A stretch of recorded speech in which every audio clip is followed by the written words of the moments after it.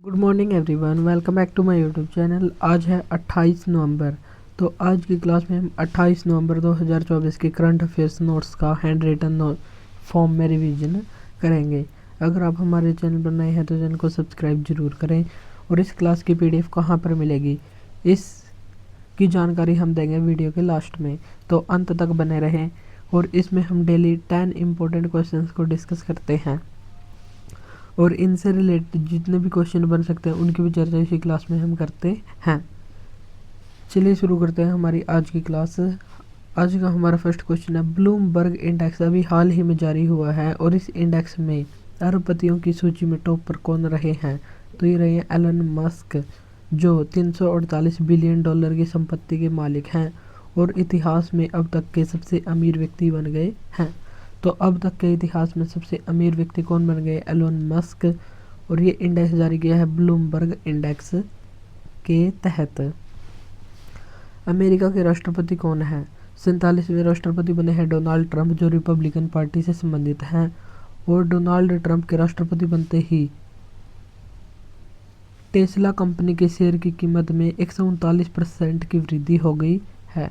और XAI और Tesla और स्पेसएक्स, ये सभी कंपनियां एलोन मस्क की कंपनियां, और XAI कृत्रिम बुद्धिमत्ता पर आधारित कंपनी है। और स्पेसएक्स और एक्स ट्विटर, ये भी इन्हीं की कंपनी है।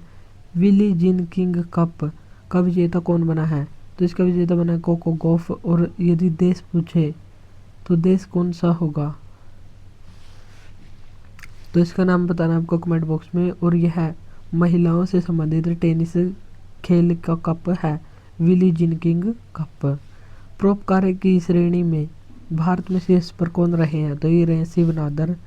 केन्या गवर्नमेंट डील कैंसिल अभी हाल ही में हुई है, क्यों? क्योंकि गौतम अडानी के खिलाफ एक केस हुआ है जिसमें उनके विरुद्ध अरेस्ट वारंट जारी हुआ है, इसलिए गौतम अडानी के साथ केन्या सरकार ने डील को कैंसिल कर दिया है। टाटा सन्स के नए अध्यक्ष बने हैं नोवेल टाटा। अमेरिका के सरकारी दक्षता विभाग के प्रमुख किसको बनाया गया है? DOGE, जिसको कहते हैं डिपार्टमेंट ऑफ गवर्नमेंट एफिशिएंसी। और इसका अध्यक्ष एलोन मस्क और विवेक रामास्वामी को बनाया गया है। सेकंड क्वेश्चन है, UNFCCC United Nation Framework Convention to Climate Change, यानी कि जलवायु परिवर्तन से संबंधित एक संगठन है जिसकी स्थापना 1994 में हुई थी और हेडक्वार्टर वॉन जर्मनी में स्थित है। और जो इसकी बैठक होती है उसे COP कहते हैं, कॉन्फ्रेंस ऑफ पार्टीज। और फर्स्ट COP 1995 में जर्मनी में हुआ था, बर्लिन जर्मनी। और COP29 इसका आयोजन बाकू अजरबैजान में संपन्न हो गया है। और इसमें शुभ संगीतकार, एक संगीतकार है शुभ, इनको ब्रांड एम्बेसडर बनाया गया है जो क्लाइमेट चेंज के बारे में अवेयरनेस फैलाएंगे। तो ये है हमारा क्वेश्चन कि किस संगीतकार को ब्रांड एम्बेसडर, क्लाइमेट चेंज के अवेयरनेस के ब्रांड एम्बेसडर के रूप में नियुक्त किया गया है? शुभ को नियुक्त किया गया है और ये इस पद पर पहुंचने वाले पहले भारतीय मूल के संगीतकार बन गए हैं। सोनू सूद को थाईलैंड पर्यटन का ब्रांड एम्बेसडर अभी हाल ही में बनाया गया। पंकज त्रिपाठी, इनको अरुणाचल रंग महोत्सव का ब्रांड एम्बेसडर बनाया गया है और इनको मध्य प्रदेश का भी ब्रांड एम्बेसडर बनाया गया है। राजीव तारानाथ, इनका अभी हाल ही में निधन हो गया है और ये प्रमुख स्रोत वादक हैं। पंडित राम नारायण, ये सारंगी वादक हैं। यामिनी कृष्णमूर्ति, ये भरतनाट्यम और कुचिपुड़ी से संबंधित हैं और इनको पद्म विभूषण अवार्ड 2016 में दिया गया था और पद्म भूषण अवार्ड इनको 2001 में दिया गया था। भजन सोपोरी और शिव कुमार शर्मा, इनका संबंध है सदूर से। वैजयंती माला, इनको पद्म विभूषण 2024 प्रदान किया गया था और ये भरतनाट्यम से संबंधित हैं, वैजयंती माला। और एक और महिला थी जिनको 2024 में पद्म विभूषण दिया गया है, तो उनका नाम बताना आपको कमेंट बॉक्स में। मीर कैट रेडियो दूरबीन अभी हाल ही में कहाँ पर स्थापित की गई है? तो ये साउथ अफ्रीका में स्थापित की गई है। और नई विशाल रेडियो आकाशगंगा की खोज भी हुई है जिसे NGTC कहा गया है। तो मीर कैट रेडियो दूरबीन साउथ अफ्रीका में स्थापित हो गई है और इस दूरबीन के द्वारा एक MGTC नई रेडियो विशाल आकाशगंगा की खोज हुई है। T20 वर्ल्ड कप मेल 2024 का वह खिताब किसने जीता? इंडिया ने, और साउथ अफ्रीका को हराया। और फीमेल का खिताब न्यूजीलैंड ने साउथ अफ्रीका को हराया। साउथ अफ्रीका के राष्ट्रपति का नाम है सिरिल रामफोसा और यहाँ की मुद्रा है रैंड। खाद्य संबंधी बीमारियों पर राष्ट्रीय आपात की घोषणा अभी हाल ही में किसने की है? सिरिल रामफोसा ने किया साउथ अफ्रीका में। और यहाँ की 3 राजधानियाँ होती हैं, केप टाउन, प्रिटोरिया और ब्लोम फाउंटेन। साउथ अफ्रीका में घास के मैदानों को वेल्स कहते हैं। और मकर रेखा अफ्रीका महाद्वीप एक ऐसा महाद्वीप है जहाँ पर कर्क रेखा, भूमध्य रेखा और मकर रेखा तीनों ही गुजरती हैं। और कर्क रेखा को कहते हैं 23.5 डिग्री दक्षिणी अक्षांश। और इसको 2 बार काटने वाली नदी है लिम्पोपो नदी, जो अफ्रीका महाद्वीप में स्थित है। नेक्स्ट है 4th क्वेश्चन, नगू सावा गोरेंग फेस्टिवल का आयोजन अभी हाल ही में कहाँ पर हुआ है? इंडोनेशिया बाली में इसका आयोजन किया गया है। और हिंदू देवी देवताओं को भरपूर फसल के लिए धन्यवाद देने के लिए इसका आयोजन किया जाता है। तो इंडोनेशिया में अभी हाल ही में आयोजित हुआ है नगू सावा गोरेंग फेस्टिवल। और इंडोनेशिया सर्वाधिक मुस्लिम आबादी वाला देश है। और यह सबसे अधिक आबादी वाला देश भी है और सबसे ज़्यादा द्वीपों वाला देश भी यही है। यहाँ पर सुमात्रा, जावा, बोर्नियो द्वीप पाए जाते हैं। और इसकी राजधानी जकार्ता जावा द्वीप पर स्थित है। और बोर्नियो द्वीप पर अभी हाल ही में नई राजधानी स्थापित करने की घोषणा की गई है, जिसका नाम है नूसंतारा। और इंडिया और इंडोनेशिया के बीच युद्ध अभ्यास होते हैं, गरुड़ शक्ति और समुद्र शक्ति अभ्यास। ASEAN, association of south east Asian nation, इसकी स्थापना 1967 में हुई थी। अभी हाल ही में इसकी बैठक लाओस वियंतिने में हुई है। और इसमें 11 देश शामिल है और हेडक्वार्टर जकार्ता में स्थित है। और 11वां देश बना है तिमोर लेस्ते। पहला गणतंत्र दिवस के मुख्य अतिथि कौन थे? पहला गणतंत्र दिवस मनाया गया था 26 जनवरी 1950 को। और सुकर्णो जो इंडोनेशिया के राष्ट्रपति थे, वे भारत पहले गणतंत्र दिवस के चीफ गेस्ट थे। नेक्स्ट है ICA, इंटरनेशनल कोऑपरेटिव अलायंस, अंतर्राष्ट्रीय सहकारी गठबंधन। इसकी स्थापना कब की गई थी? 1895 लंदन में इसकी स्थापना हुई थी, लेकिन इसका हेडक्वार्टर ब्रुसेल्स बेल्जियम में स्थित है।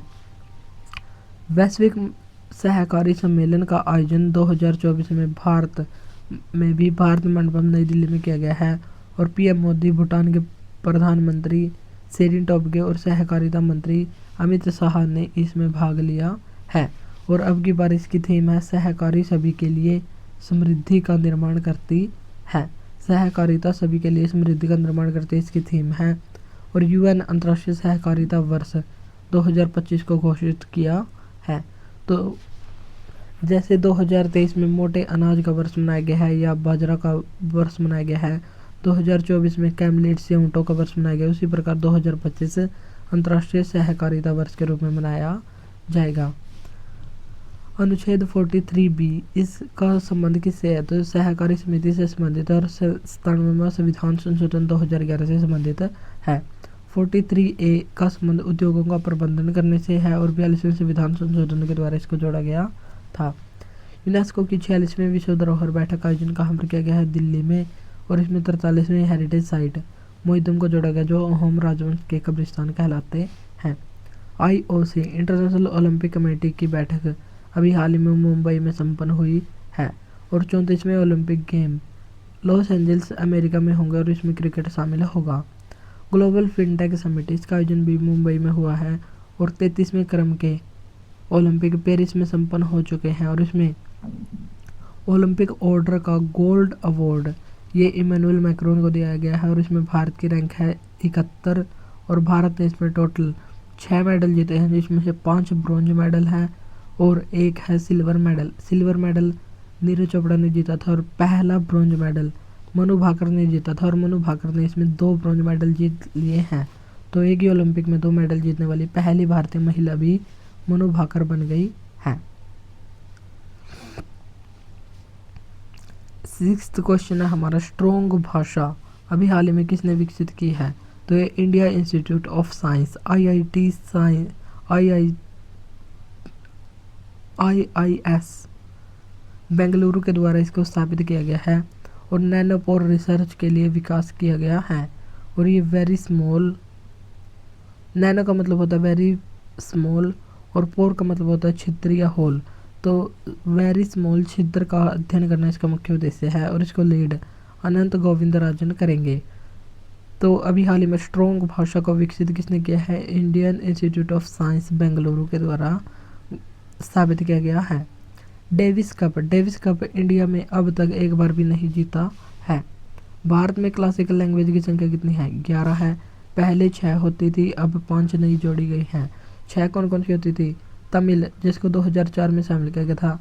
संस्कृत 2005 में। कन्नड़ और तेलुगु इनको एक साथ शामिल किया गया था। और मलयालम 2013 में शामिल की गई थी। उड़िया 2014 में और अभी हाल ही में 2024 में असमिया, मराठी, पाली, प्राकृत और बंगाली इनको शामिल कर दिया गया है। 8वीं अनुसूची, संविधान की 8वीं अनुसूची भाषाओं से संबंधित है और मूल संविधान में 14 भाषाएं थी, लेकिन वर्तमान में है 22 भाषाएं। और ये 22 कैसे हुई? तो 21वां संविधान संशोधन 1967 के द्वारा 15वीं भाषा जोड़ी गई, जिसका नाम था सिंधी। 71वें संविधान संशोधन के द्वारा 1992 में 3 भाषाएं जोड़ी गई, नेपाली, मणिपुरी और कोंकणी। और ये थी 16वीं, 17वीं और 18वीं। और 21 और 71 को जोड़ने से आता है 92। तो नेक्स्ट संविधान संशोधन है 92वां संविधान संशोधन, जो 2003 में हुआ था और इसके द्वारा 4 भाषाएं जोड़ी गई। बोर्ड मास से इसको याद कर सकते हैं, जैसे बोडो, डोगरी, मैथिली और संथाली। तो इन 4 भाषाओं को बाद में जोड़ा गया और इस प्रकार भारतीय संविधान में 22 भाषाएं हैं और क्लासिकल लैंग्वेज इनकी संख्या है 11। संविधान दिवस की 75वीं वर्षगांठ कब मनाई गई है? तो ये मनाई गई 26 नवंबर को। और 26 नवंबर 1949 को भारत का संविधान बनकर तैयार हो गया था और संविधान बनने में 2 वर्ष 11 महीने और 18 दिन लगे थे। लेकिन ये संविधान 26 जनवरी 1950 को लागू हुआ था और इस दिन हम गणतंत्र दिवस मनाते हैं। और 26 नवंबर को मनाते हैं कानूनी विधि दिवस। और इसको मनाना कब शुरू किया गया था? तो ये बताना आपको कमेंट बॉक्स में।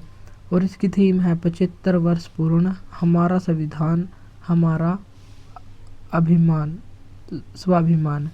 तो हमारा संविधान हमारा स्वाभिमान, इसका एक नई टैगलाइन दी गई है। और भारतीय संविधान को हस्तलिखित अंग्रेजी भाषा में अपने हाथ से किसने लिखा था? प्रेम बिहारी रायजादा ने।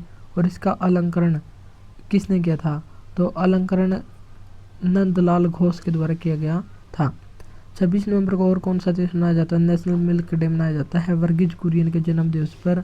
और ऑपरेशन फ्लड के जनक भी इनको माना जाता है, जो 1970 में चला था।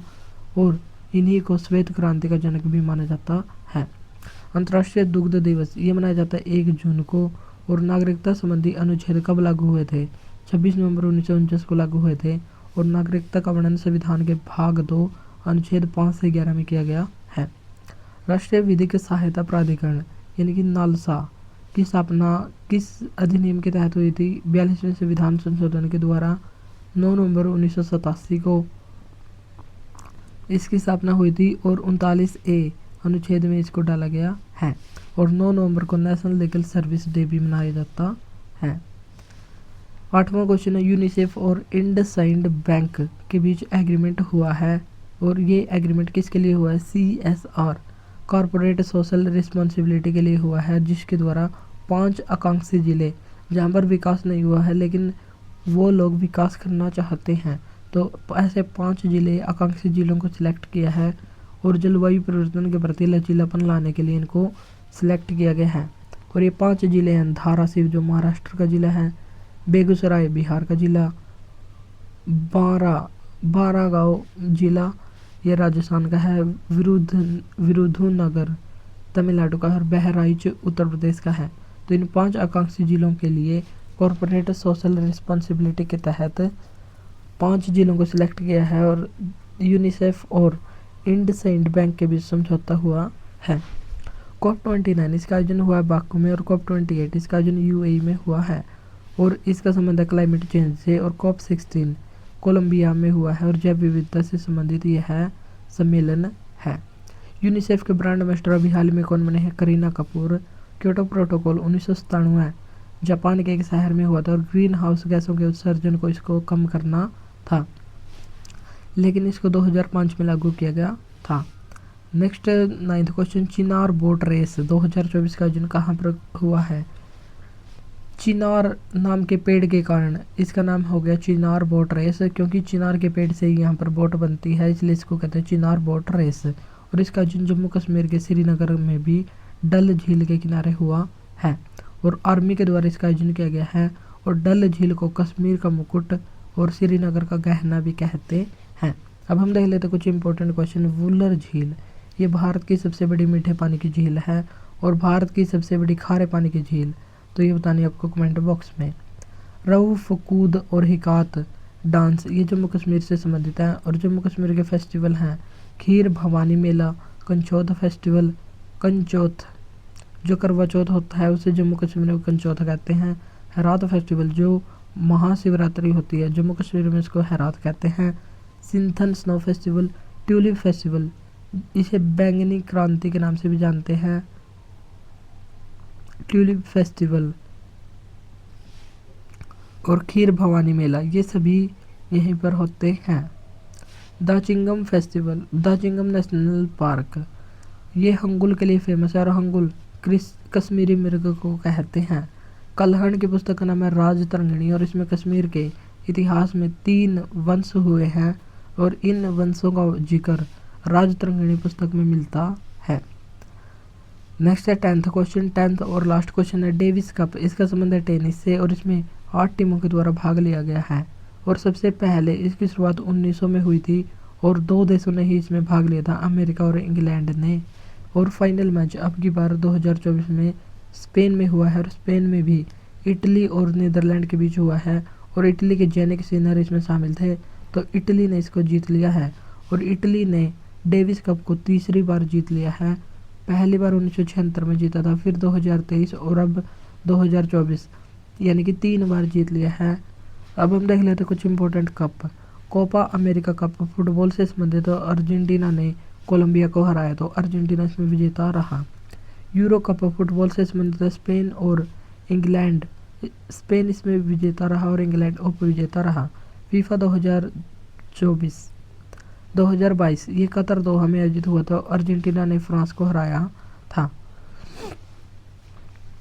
और 2026 का FIFA world cup America, Canada और मैक्सिको यानी कि नॉर्थ अमेरिका महाद्वीप में होगा। तो ये सभी बातें हमको रखनी है ध्यान। और ये थी हमारी क्लास जिसमें हमने इम्पोर्टेंट 10 क्वेश्चन और इससे रिलेटेड इम्पोर्टेंट क्वेश्चंस को डिस्कस किया है। अगर क्लास अच्छी लगी तो इसको लाइक और शेयर ज़रूर करें और इस क्लास की PDF के लिए हमारे टेलीग्राम ग्रुप को ज्वाइन करें, तो वहाँ पर इस क्लास की फ्री PDF मिल जाएगी। तो आज के लिए इतना ही, मिलते हैं नेक्स्ट वीडियो में। Thank you.